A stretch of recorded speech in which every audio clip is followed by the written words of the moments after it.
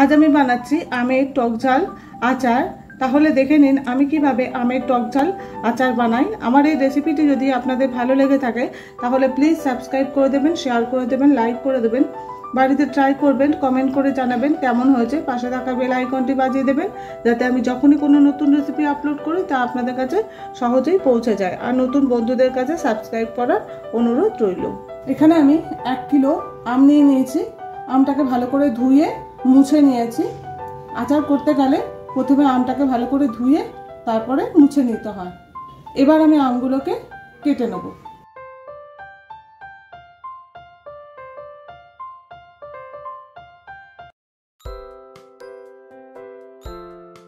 এরকম আটি হয়ে যাওয়া আম নিতে হবে, তাহলে আচারটা খুব ভালো হয়। আমি ছোট ছোট করে আমটাকে কেটে নিচ্ছি।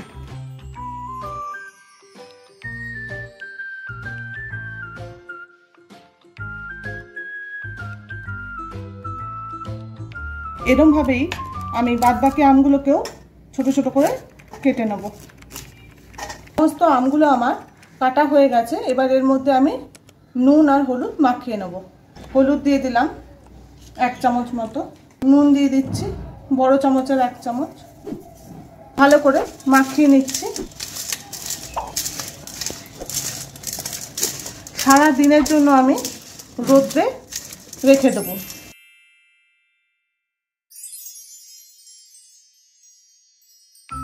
আমি নুন হলুদ মাখানো আমগুলোকে একটা থালার মধ্যে ঢেলে নিচ্ছি।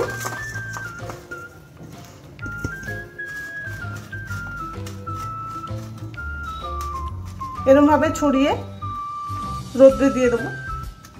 আমগুলোকে সারাদিন রোদ খাওয়ানোর পর দেখুন কি সুন্দরভাবে শুকিয়ে গেছে আমগুলো। আর নিয়ে নিচ্ছি ভিনিগার, সর্ষে, জিরে, মেথি, মৌরি, গুঁড়ো হলুদ, কালো জিরে, হিং, সর্ষের তেল, শুকনো লঙ্কা। এর সাথে নিয়ে নেব কাশ্মীরি মির্চ আর বিট নুন। কড়াইটা গরম হয়ে গেছে, আমি শুকনো লঙ্কাগুলো দিয়ে দিচ্ছি ভাজার জন্য। এবারে আমি মেথিটা দিয়ে দিচ্ছি। মেথিটা খুব সামান্য পরিমাণে দিচ্ছি, নইলে তেতো হয়ে যাবে। এরপরে সর্ষে দিয়ে দিচ্ছি,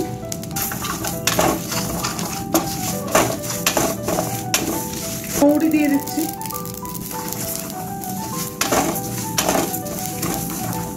আমি ফ্লেমটা লোতে করে ভাজছি, নইলে পুড়ে যাবে।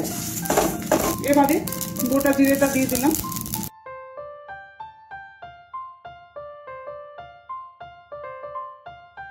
ভাজা হয়ে গেছে, এবার আমি গ্যাসটা অফ করে দিচ্ছি।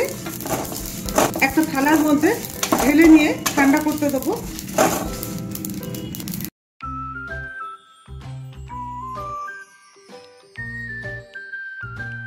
মশলাটা ঠান্ডা হয়ে গেছে, এবার একটা মিক্সিং জারের মধ্যে ঢেলে নেব।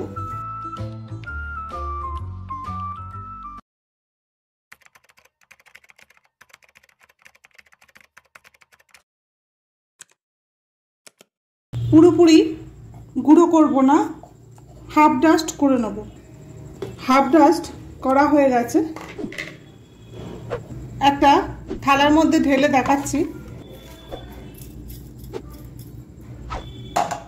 দেখুন পুরোপুরি আমি ডাস্ট করিনি,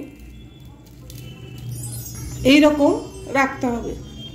কড়াইটা গরম হয়ে গেছে, এবার আমি সরষের তেলটা দিয়ে দিচ্ছি। দেখুন তেলটা থেকে ধোঁয়া বেরোতে শুরু করে দিয়েছে। এই অবস্থায় আমি গ্যাসটাকে অফ করে দিচ্ছি। এবার তেলটাকে ঠান্ডা হতে দেবো। তেলটা ঠান্ডা হয়ে গেছে, এবার আমি হিংটা দিয়ে দিচ্ছি। এর মধ্যে কালো জিরে দিয়ে দিচ্ছি, হলুদ, কাশ্মীরি মির্চ দিয়ে দিচ্ছি 2 চামচ, বিট নুন দিয়ে দিচ্ছি।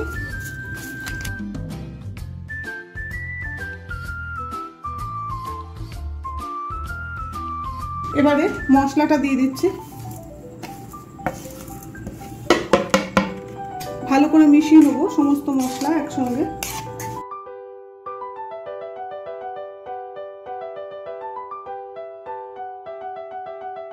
এবার এর মধ্যে আমি ভিনিগার দিয়ে দিচ্ছি। ভিনিগারটা প্রিজারভেটিভের কাজ করবে, যা আচারটাকে 1 বছর পর্যন্ত কিংবা তার থেকেও বেশি সময় পর্যন্ত ভালো রাখতে সাহায্য করবে। এবার আমি যে আমগুলো রোদে দিয়ে শুকিয়ে নিয়েছিলাম সেইগুলো দিয়ে দিচ্ছি।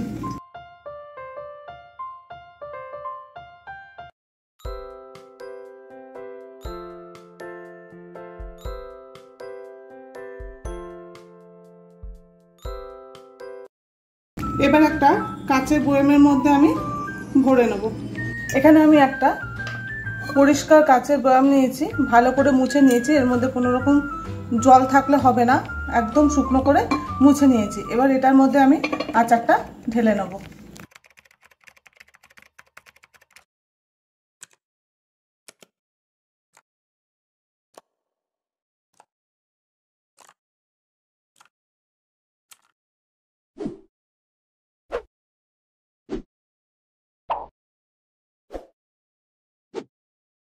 প্রথমে আমি 150 গ্রাম সর্ষের তেল ব্যবহার করেছিলাম। এখন আমি আরও 250 গ্রাম সর্ষের তেল অন্য পাত্রে ভালো করে গরম করে নিয়ে, যে পাত্রটার মধ্যে মশলা দিয়ে আমি আমটাকে রেখেছিলাম তার মধ্যে আমি দিয়ে দিয়েছি, কেননা এই পাত্রটার মধ্যে বেশ খানিকটা মশলা ছিল, তাই জন্য এবার এই তেলটা আমি আচারের বয়ামের মধ্যে ঢেলে দেবো। তেলটাকে আমি ঠান্ডা করে নিয়েছিলাম খুব ভালো করে।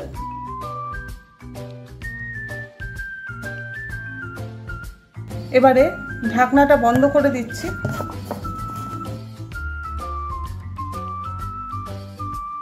এটা এখন খাওয়ার মতো হয়নি, 4 থেকে 5 দিন রোদে দেওয়ার পরে এটা খাওয়ার মতো হয়ে যাবে।